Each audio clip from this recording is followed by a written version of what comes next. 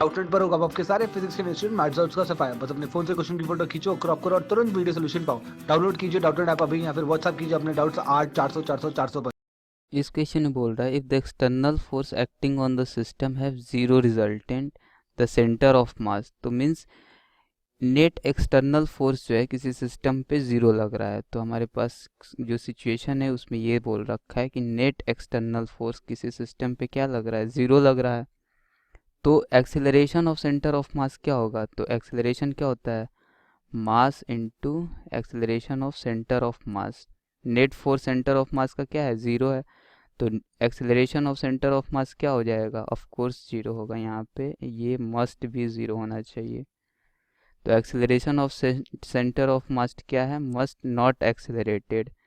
तो ये लिखा है हैव ज़ीरो। तो नेट फोर्स हमारे पास ज़ीरो है, तो एक्सेलरेशन ऑफ सेंटर ऑफ मास क्या होगा? हमारे पास ज़ीरो होगा। ज़ीरो होने का मतलब क्या है कि मस्ट नॉट एक्सेलरेट। तो बी ऑप्शन तो सही है। अब एक्सेलरेशन किस केस में भी ज़ीरो हो सकता है? जब वेलोसिटी ऑफ सेंटर ऑफ मास क्या हो? कांस्टेंट हो। तो यदि ये कांस्टेंट होगा तो d d t of d v by d t क्या हो जाएगा? कांस्टेंट का डिफरेंशिएशन क्या होता है? ज़ीरो होता है। और d v by d t क्या होता है? Acceleration of centre of mass. तो ये भी हो सकता है कि velocity of centre of mass constant हो, मीन्स ये मूव करें, मे मूव। यदि वेलोसिटी कांस्टेंट है तो किसी कांस्टेंट वेलोसिटी से मूव कर रहा होगा। तो इट मीन्स जो हमारा सी ऑप्शन है वो भी करेक्ट हो सकता है। तो इस क्वेश्चन के लिए बी और सी ऑप्शन क्या है? राइट ऑप्शन है।